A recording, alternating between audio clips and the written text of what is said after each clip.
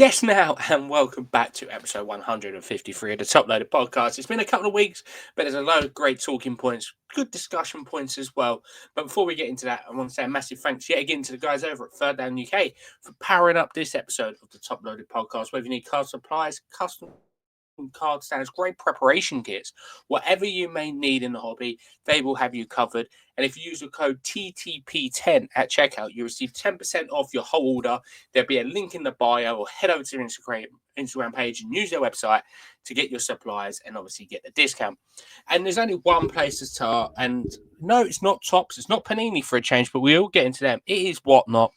Another thing in the seems like ever growing list now of what have Whatnot done this week to make it a bit weirder or not as good selling experience on their page. You guys did straight away what they have done to past shows. In my personal opinion, it's not a hard thing. They let you be able to rewatch shows that have already finished. It's quite simple. They wanted to change that. So now, at the moment, past shows are not available. You'll only be able to see a slight segment of when you actually purchase something. So if you're participating in a break, you can see when you buy the spot, but not when it actually breaks itself. And for a lot of people, you're unable to watch the break when it's happening live. So for them to remove this feature is just another thing in a long list of things now that are putting people off Whatnot. I think it's quite obvious now that people know Fanatics Live is not a million miles off. It's at some point during this year. We don't know when yet.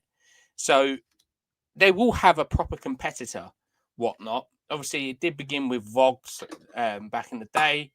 But now I'm a firm believer of Whatnot days are going to be numbered at this rate. A lot of people who have had the scandals with everything happening in America and Whatnot really taking correct measures. The platform is overpopulated. At any one time, there could be 50 people streaming the same set. And like, don't get me wrong, there's a lot of great guys on there. A lot of people who do a very good job of whether it's selling the singles, whether it's breaking, whatever it may be. But they should never have just let every single person on that app to sell or whatever it may be, because it just becomes overpopulated. There's too many fish in the sea now. You got a point of for researchers some statistics for people on this episode. I went on to Whatnot last night, and that was just I was intrigued to see what people were breaking. Deco has been out a week now. There's 8 people live at the same time with Deco. So how are people meant to make a living? Not even a living, make profit or even break even if you have 8 people at the same time on the same platform selling the same product? It's just not going to work. And there was times where a slight schedule would be put together, and that's what needs to be done. It just needs to be regulated. Stop making all your cash of whatever for people signing up. Just make it better for you, better for us, better for everyone. And obviously, the one thing they do, their marquee thing every 6 months, 3 months, whatever they want to do nowadays, is the Whatnot Card Show. Fantastic concept of bringing card show to people that might necessarily not be able to get to a card show. And they sent out a little notification, I believe, for sign up to your Whatnot Card Show and receive a free bundle. And it was like in the first 4,000 people already. All right, that might be UK, US, Canada, wherever it may be, but it's not restricting people. It's just letting anyone do it. And I bet you any money, because they've approached me recently as well, saying, "Oh, we'll give you a month free of no fees." But okay, that's good to get people on, but it's not helping the issue of there's too many people on there. That's just going to invite more people on, and more people might just be breaking with their mate instead of through their account. So I don't know what's happening with Whatnot. I'm really hoping that there's something in place to potentially help it. But to me personally, it just seems that it's getting to a point now where I find it very hard and I just can't see it personally, them fixing Whatnot and all the issues with it. Yes, there's some great people on there. However, something needs to be done. It needs to be regulated. They need someone with a trading card perspective who would run it, run the day-to-day side of it, to restrict the amount of people on there, a lot tighter margins, but they've made their bed. They're going to have to lie in it now. with eBay Live, with Fanatics Live coming up, they're going to be under heavy pressure, and it will be interesting to see how they react. Are they going to be reactive or are they going to be proactive? Most likely reactive with whatnot. So that's going to be another one to see in the long coming future. Quite intrigued to see what people think about whatnot. Moving over to there's been quite a few releases from Panini and Tops, and there's only one place to start, which is Panini Immaculate, which obviously retails in the £1,000 area. You get 7 cards per box. There's 6 box per case. And I don't think anyone would disagree with me when I say Immaculate probably have some of the nicest cards out there. I remember when I was first in the hobby, most of Immaculate was match worn, if not worst comes to worst, player worn. Now is it player worn or is it just non-associated rubbish? Before I go into how the set looks, because I generally think it's a fantastic set, I know we're all very quick to jump on Panini's mistakes. I always try and not jump on the bandwagon, so to say, but they made one big grave error with one of the cards, and the card was stunning. It was a Nico Williams, the young left winger who plays for Spain and Athletic Club. And they put a Barcelona patch in the background with the sponsor, Rakuten or whatever they call them. And I was thinking, like, obviously the people put them together probably had no idea about Barcelona, Spain, Athletic Club. But surely someone at Panini's got to look at that product before it goes out and goes, by the way, you know this geezer, he doesn't even play for Barcelona. Like, it's not a hard concept. It's like putting out Cole Palmer and it's a Man United shirt in the background. It just makes no sense. All right, Nico Williams was linked to Barcelona, but at the end of the day, he's not signed for Barcelona. So, yeah, that's a big mistake. But however, it's not all doom and gloom when it comes to Panini and comes to Immaculate, because I've got to admit, there's been some absolutely beautiful cards, and there's only one place to start for me. And I've always really liked booklets, and there's been some incredible booklets that I've seen so far. I was in the Sunday League Investor stream last night. I hit a lovely Vinicius Junior booklet.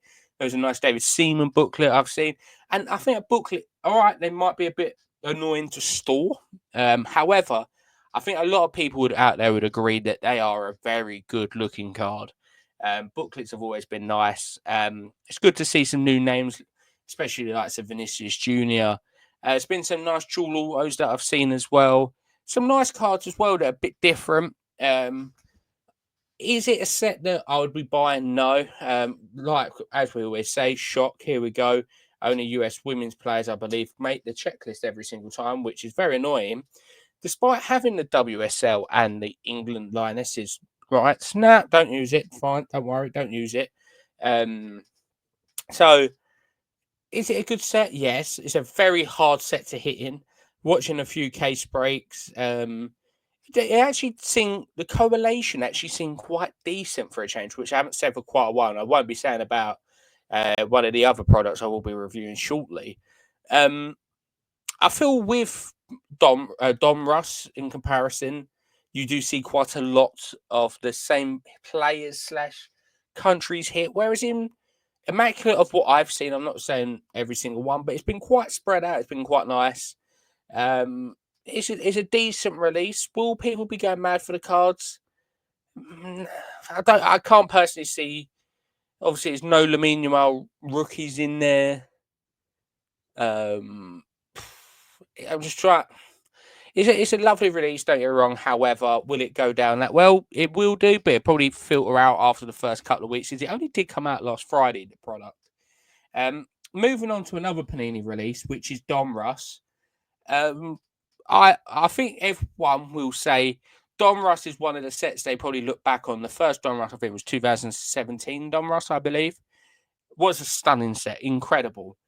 But please, there's probably no one listening who are at Panini listening to this podcast. But I do speak for everyone of saying you don't need to put so much base in a product. You do not need 50 cards in a pack. It's like, I think it's something like 360 cards per box. There's 12 boxes in the case. You got like 4,500 cards in a case. It's just ludicrous. No one is buying base cards. No one is buying base optics. Put 5 of each in if you want to. And then you can put the 4 glitches in. And then the odd numbered card, the odd patch. But just please don't put so much base in the future. And I'm sure someone out there who's listening to this might disagree with me. And please message me if you do. But I've not met one person or spoke to one person to this day that has said, oh my God, I really like the base cards in these products. But fair play. Moving on. Obviously, I think no one's going to question the number one thing that everyone is chasing in these sets is the Kabooms. Before I talk about the numbered Kabooms, the base Kabooms are pretty much the same as what they have been. I think it's a 30-player checklist for the Kabooms, which is quite a big one. But the numbered ones, oh my God. So there's a 10, which is a gold Kaboom. The black 1/1 Kaboom are absolutely stunning. And the prices are showing that they're a good card. And that's how you can tell Panini or Topps or whoever it may be that you've designed a good card. I think the cheapest to 10 Kaboom that I've seen sell is about $1,500, ranging up to about $8,000. I think I see one for. And then the 1/1 Kabooms, I tell you, some of them big names are going to go for tens of thousands. I generally think that, like, I think the Cole Palmer 1/1 black Kaboom's been hit. I would not be surprised if someone paid 10 to 15K for it. Their black Kabooms are absolutely incredible. And the thing what people are forgetting as well, when they bring something out for the first time, there can only ever be a first release of something. And these black 1/1 Kabooms, I've seen people in the NFL community who get green Kaboom 1/1 saying, we want black Kabooms. They've actually done such a good job with these Kabooms. Moving on to the other hits within it. Before I talk about the ultra rare hit, Night Moves. I think it splits opinion, but the prices are what they are because I don't think it's a fantastic. That's just a normal insert to me. I don't think it's worth it. How they can put Kaboom and they can put Night Moves on the same pedestal, I just don't get it because, in my personal opinion, Kaboom is absolutely clear of Night Moves. It's not even remotely close. I think I've seen Night Moves do 15 to 20 quid. Like 15 to 20 quid for a case hit. That's just ridiculous. And it shows you people just don't like this really, don't like that insert. But the even rarer card, which is Animation, I actually am personally a fan of it. They are super rare though. I've only ever seen one hit, and that was on release day. I think that was a Cristiano Ronaldo, and I think someone listed it up for like $100, and it instantly went. But these are super rare. I think I was reading some people think it's between 3 and 5 cases for one, which is a nice chase. But yeah, again, they're just not Kabooms. I think it's like when you bring out a Prism or an Obsidian and you have the Color Blast in there, that's what people are chasing. They're not chasing the ultra. I think the perfect comparison is another Panini product of the White Knight, for example, goes for a fraction of what the Color Blast do. I think our good friend El Toro Cards bought a Diego Maradona, or was going to buy a Diego Maradona White Knight, and I think it was like comping at like $55, $60, 60 quid. For a card that is a case hit of one of the greatest players to ever play the game, it just shows you what people like. They like the Kabooms, they like their Color Blasts, and sadly won't move away from it. And I know I referred to it recently of collation. Don Russ has a massive impact on collation. Dub Breaks did break a case of Don Russ last night and whatnot. And I've got to say, if you I think say 40 hits, probably it's more than 40 hits. About 25 of them would have been Italy. The other, then there was like 15 of them were England, and it was like a couple of other nations. And you're like, how can you not, in the 21st century, we put someone on the moon 60 years ago, if you want to believe that, but we can't make it that all in a case more than one team can hit. I just don't get it to me. Maybe it's one of them that the print process is like it for, and it just that's how it is. Then fair enough. However, surely you can do it that every single, not one team hits 5 autos, 15 numbered cards, 12 optic hollows, 20 glitches. But like I say, that could be sat down to a manufacturing procedure and a lot higher up above my head. But it is what it is. Don Russ, if I had to rate the two releases, I'd probably give Immaculate a 7. Don Russ, I would give a 4. Just for the overall product, if we were just going on Kabooms, probably 10 out of 10. But on a product on a whole, 4 out of 10. It just does not need the print running. It does not need the base cards. Moving on to tops, because there's been quite a few interesting. Oh, sorry. One last thing about Panini. WSL Adrenaline is coming out at the beginning of March. So obviously a low-end entry into the WSL card market, which would be fantastic to see. Shame it's not an actual release. I would have loved a Chronicles or a Prism, even a score. I would take a score set, but they are coming soon. So that what we're hoping is they're coming soon. But WSL Adrenaline is around the corner. But moving on to tops now, because they've had some great releases, and I've got to say, and I'm actually just going to get the cards behind me. Topps Gold. That is a stunning release. Absolute stunning. I was a bit unsure with some of these sets of, are they any good? Will they be any good? Because you know what these print-on-demand sets are like. And I've got to say, it's 4 packs. Is it 4 packs? Yeah, sorry, it is. 4 packs per box. That's it. Every single pack has either an auto or a numbered. So you're going to get 2 autos, 2 numbered. And it's just fantastic. It's like the complete opposite to what we were just saying with Dom Russ. There is base cards where there's like 7 base cards per pack or whatever it is. And then you get your hit. And one of the inserts, I'm going to show you the base version of it. So if you're watching along, you'll be able to see it. If not, I'm talking about the Topps Gold. I think it's a Star Players or Topps Gold, whatever it's called. This one here, this is a Victor Boniface, for example. It doesn't even do it justice in the picture. It is an absolute stunning card. I was very fortunate hit with dub breaks, a lovely Victor Boniface to 5. And I think it was just a great release. The cards look fantastic. Obviously, you're going to get them autos where, I didn't really want to hit him. But then they got some great autos. And one of the cards I see here, I was like, wow, what a card it was. It was I think it was a Vinicius Jr., Jude Bellingham, Erdgula, triple auto. I think the boxes were £140. Don't hold me to that, but it's around that price point. And I generally think Topps Gold was a fantastic release.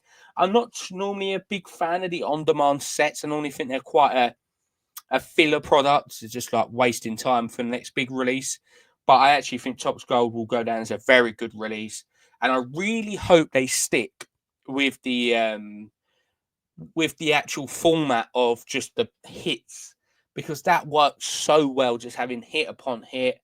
And yeah, I think it's one of them that if you're going to release a product, breakers, most boxes will fall in the hands of breakers who will open it. They don't want base cards to be sorted. 99% of breaks near enough will have a base spot.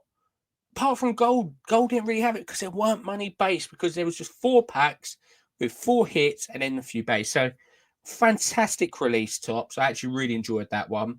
We've got a bit more news about some other releases as well, which are on the horizon. Topps Slim. I can't even say this, and this is why I need El Toro to come out. Simplicidad, the Spanish set, looks very nice this year. It's always kind of one of them sets that go under the radar. I don't think the prices ever really justify how nice the card is. But then on the flip side, in previous years, the card stock has been quite thin on them. But there is the chase in that one is an MSN booklet, obviously Messi, Suarez, and Neymar. Famously in the right order on this one, because they did release an MSN card before, and I think it was Neymar, Suarez, Messi, or Suarez, Messi, Neymar, whatever way around it was. So yeah, I think that's going to be another great release. That's. I've now just been sidetracked, so I remembered one of the main talking points from this episode. There's been a certain release. It retailed at £700. I think most people already know what I'm talking about. Palliative or whatever it is, palliative, Liverpool. And I personally think this could go down as one of the worst releases in the history of sports cards. I will put it on there. People go, yeah, but you got these big hits, the Salah 1 of 1, Nike tag, or whatever it was. You're paying £700. It's like 4 or 5 cards. There's sticker autos. There's just patch cards in it. But also, then they don't even just leave it like in a mag with a nice Liverpool sticker. They're in like these slabs that look like they're graded but not been graded. And I just feel like it was not the greatest release. If I'm personally paying £700 for a release, I'm expecting on-card autos. I don't know, is that me being harsh? Like, people are listening along to this. Am I being harsh there? Or is it a case of, would you think if you're paying £700 for a box, you should get on-card auto? I think that's a bare minimum. The on-card autos are £700. Yeah, I think that was an awful, awful release. And I think it went down like a lead balloon. Obviously, Liverpool fans will love it. But I'm personally not a big fan. The FC Barcelona 125-year anniversary box, I think that's what it's called, has been arriving for breakers within the last few days. And that looks like a very interesting set. Obviously, the Barcelona franchise is absolutely rinsed by tops, but this one actually does look very nice. There's some very intriguing triple auto booklets, dual autos, Messi's, quite a lot of nice women's cards in there as well. So that'd be another interesting set when it finally starts rolling out, seeing more of it, of actually how nice the set is. That's mainly the talking points regarding tops, Panini, whatnot. And then there's just a few other things. Obviously, this upcoming Saturday, it is the Dublin Card Show. I will be in attendance. I cannot wait. I'm flying out on Friday and flying back to Saturday, but I'm really looking forward to that. It's my first card show not on English soil, so I'm really looking forward to that one. The guys over at Dublin Card Show, it looks an absolutely incredible event. I believe it's sold out now as well. There's a trade night on Friday night, which is sold out as well. It was free to enter, but sold out ticket-wise. I'm really looking forward to it. It's going to be great fun. I'm going to have to remember that the prices are in euro, not in pounds. That's going to take me a while. Probably see something I'll send them 200 quid. I'll be like, oh, wait a minute, I've sent too much. But really looking forward to heading out there. Good few friends. We'll be joined by LGL Collector on the Saturday, which will be fantastic. And obviously some of the other boys are out there from Thursday and Friday. It's going to be a great show, very interesting one. And then it's that time of the year again where it's getting really into the thick of it. Everybody knows that it is card show season. I think the following Saturday is the Sports Card Social in Milton Keynes. I'm hoping to be at that show as well, but I'm very 50-50 at the moment whether I can attend that one or not. And I just want to talk a bit more about the overall hobby at the moment, because I think we're in a good place at the moment. I think the lines of communication between people are getting better. People are realizing it's a hobby as well, which is nice.